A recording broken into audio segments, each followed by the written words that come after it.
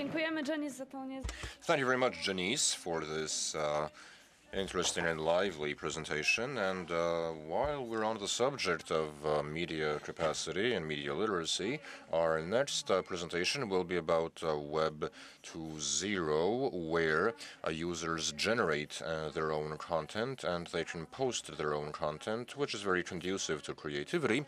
But on the other hand, it also raises issues of user responsibility for content online. And our speaker will be Dr. Mirosław Filiciak, who is a media scientist at the Warsaw School of Social Sciences and Humanities. He's written extensively about the influence of digital media on the social life and forms of cultural participation. Good morning, ladies and gentlemen,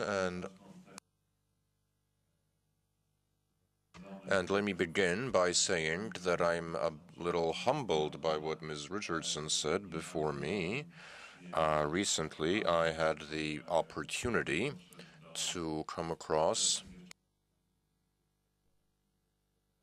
the early results of a survey done by EU countries on the media literacy of young people, and Ms. Richardson has told us that British teachers are not entirely satisfied with the way they're supported, the way they're being supported.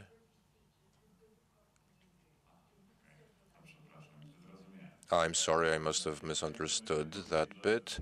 And in this, I'm sure the UK will perhaps be ranked first here, but in speaking about the new challenges of Web 2.0 in Poland, in a Polish context, the paradoxical context is that Polish education and I'm not talking about NGOs, I'm not talking about what the business community is doing to educate its consumers, but I don't think that's all that should be done in this country in terms of media capacity, media literacy. In fact, our country has not yet coped with issues of media literacy in the old sense. If you think of what it's like in the schools, then it basically doesn't exist. Previously, there was something like a fig leaf, a bit of window dressing, a course in media studies, but that was really paying lip service to EU requirements, I think, and it's not really to be lamented or regretted that we're the poor relation of the old EU countries, but I think the problem is indeed serious, and in fact, it's worth discussing each time around, even though we might not like it. I recently attended the Congress of Polish Culture in Krakow, where a number of interesting conclusions were posited. For those of you who were following the Congress in the media, you'll note that there were many controversies there, but the one thing everybody agreed upon was that the key thing for the future of Polish culture was education. And I think that education and media education or media literacy, because the report on Polish culture in cities that was presented at this Congress has shown that today's culture, regrettable though that might be, that today's culture is not centered around theaters and philharmonics. That's basically the sidelines of the cultural habits and lives of Poles. That culture is largely mediated via the media. Recently, I came across an interesting survey done by Ericsson, and there was a fairly important number there, highlighted number, piece of data showing how much time people in Western Europe and the States devote to the media. It turns out that it's 40 hours a day. That's what he said. And this is not a miscalculation here. It's multitasking. If you factor in multitasking, if you bear in mind that the media surround us, that we have a number of media around us, that media are the air we effectively breathe, They're what enables our cultural activity, and they're the basic fabric of society today. Speaking of education, I'm not entirely in favor of schools having to accept quiesce to everything that the present day brings, but nor can schools ignore the changes in the world around it. And so instead of going on or complaining about how young people don't read anymore, how their cultural skills are waning, let's think about the changes underway in culture itself, and this by way of an exercise, perhaps, and we might be worth considering whether it's not us who are less suited to appreciate contemporary culture than young people are. And on media education, on the web, on Web 2.0, and then I'll be talking about a project that we're doing at our school, that I'm doing at my school. It's a research project in popular culture, the role of the media in the lives of young people, and the initial findings of this study. I think I can tell you are interesting, and I'll be saying more about that later on. For the time being, let me just indicate that this was a problem devoted to Polish high school students, the way they use the web. It was ethnographic, done in various sized Polish towns and cities. And it turned out that young people in Poland are pretty competent when it comes to the media, but it's not the type of competence they don't necessarily use the media we'd like in the way they'd like them to. And it's clear that education leaves a gap for young persons to fill in by themselves, and this can be a problem. Now, what is the internet for us? A few words about the changing discourse about the internet over the last 2 decades. I don't know if you recall, in the early 90s, the internet, there was a lot of hype around the internet to the effect that it was a new, wonderful technology that would change the world. People gushed about the internet throughout the 1990s. This approach slightly changed in the late 90s when the dot-com bubble burst and when the internet became an everyday feature of life and people began seeing the seamy sides of the web. But in the early 21st century,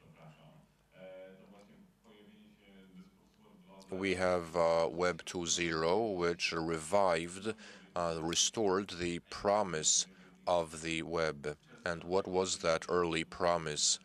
Well, to democratize, to make communication democratic, opened the media to the average person. That didn't happen in the 90s, but is happening today. These are all the technologies that we put under the heading of Web 2.0 that allow users to generate content, even if these users are not necessarily highly computer literate.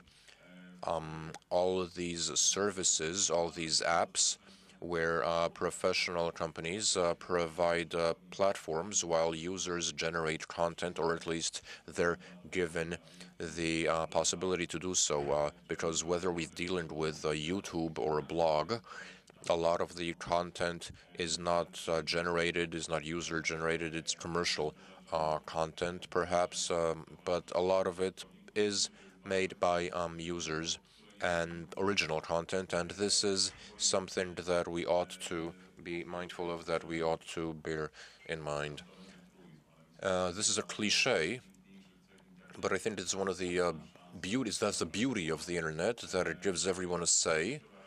And it's a partial realization of the new media utopia that people started writing about in the 1930s when Bertolt Brecht imagined that the radio would enable bilateral, reciprocal communication and not perpetuate the distinction, the division into the ruled and the rulers, those who talk and those who listen.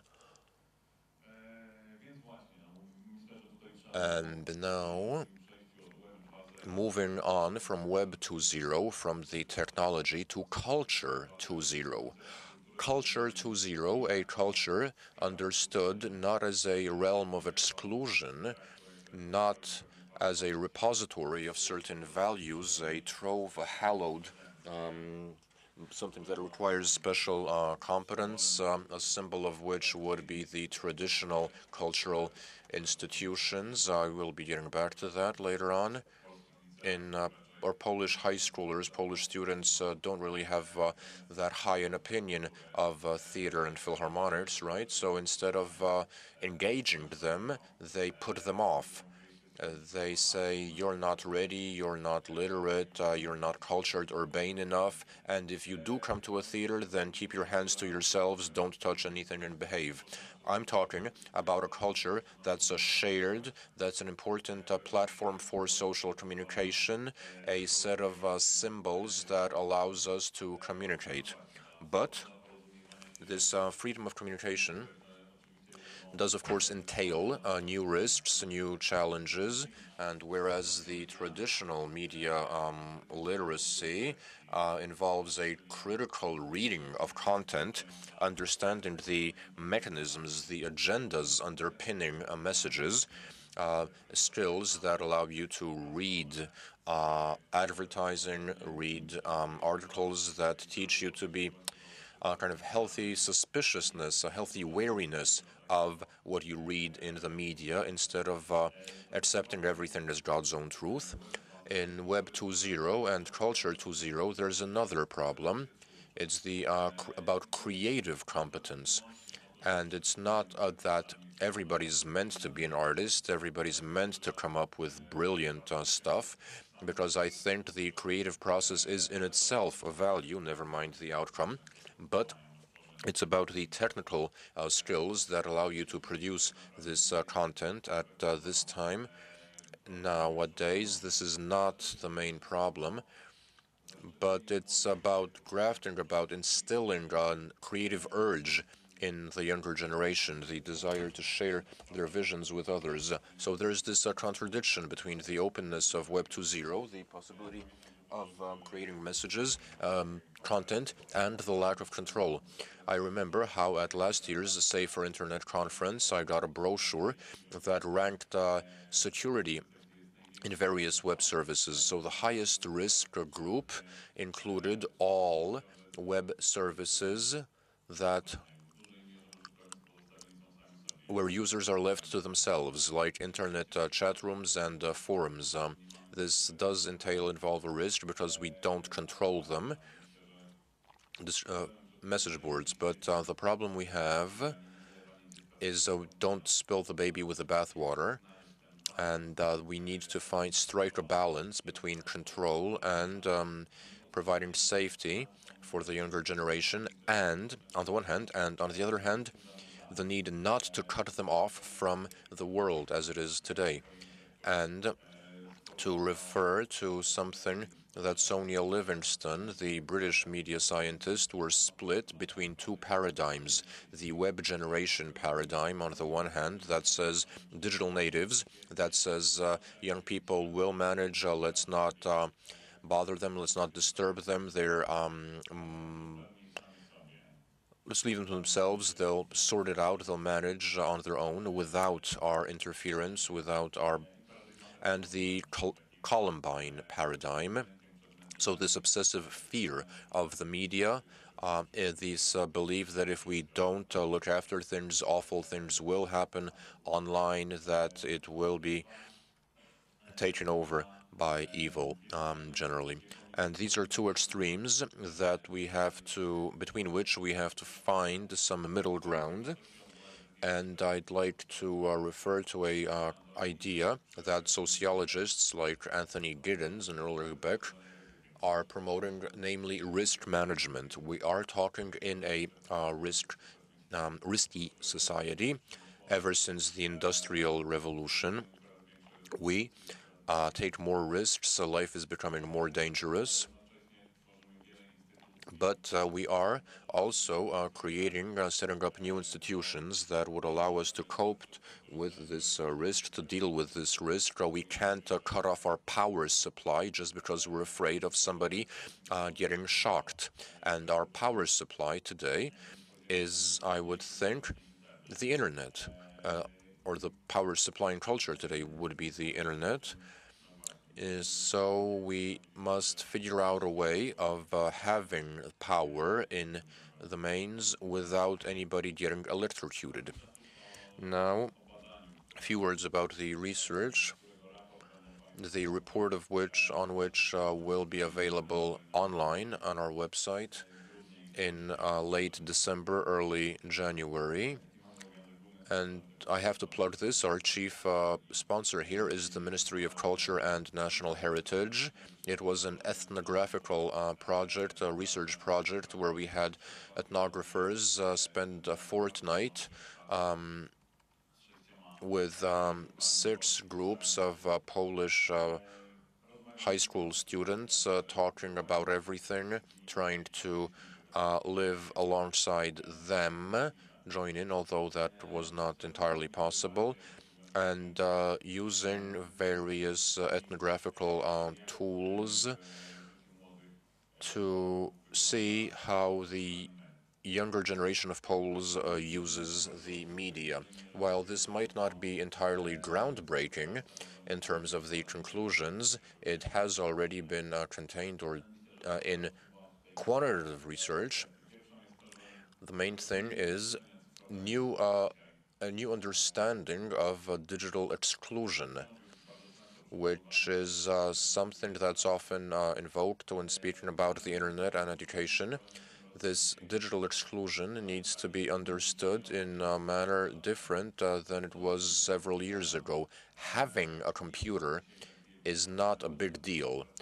Having the technology is not a big deal for young Poles. It's not as important. In over 50% of Polish households, there are computers, but households with young people have a greater percentage because technology is a fetish also for Poles, even the less affluent, and the parents in even less affluent families believe that their children deserve a computer, but this can be a dead end that many educational programs have ended up in. And this, so if we drop 1 million laptops on Africa, that won't make turn Africa into Europe overnight. So having technology doesn't change anything, and this was evident in our study. Young people did have access to computers, but the way they used these computers was often very limited. And I think we could distinguish between media wise and media savvy, I suppose. Media wise, so using a judicious use of the media and knowing how to use media, even the emerging media. This is a response to the issue of media education, media literacy, while media savvy, media smarts,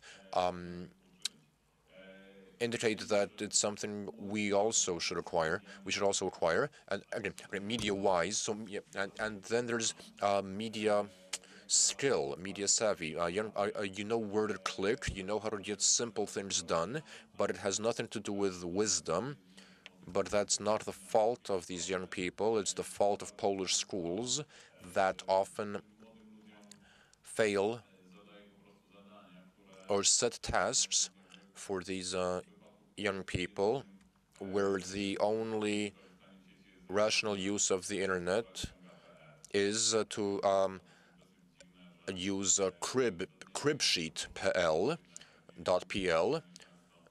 Generally, in Polish schools, there's little group activity. Everybody gets an individual assignment where they solve it online by the interesting thing, when we had our research project, there's a new function in classes in schools, apart from the leader, the class monitor, the class treasurer. There are many webmasters. A class has a designated student responsible for that class's Facebook or classmates.com page.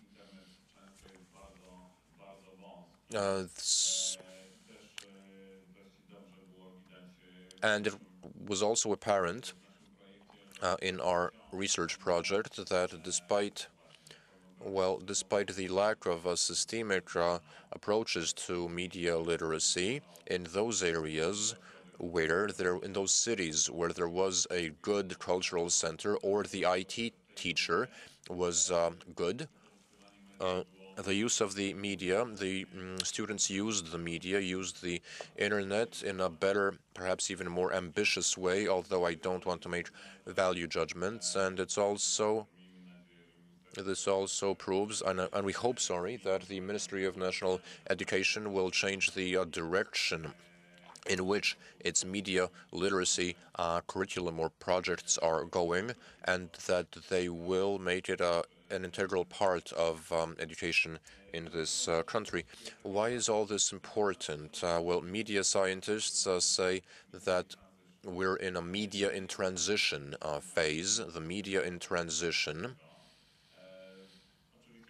or the media of a transition period in the media landscape. This is not something that coincides with the emergence of the internet. It's something that was around for always. The Gutenberg printing press also rocked the world, but the tremors spread more slowly.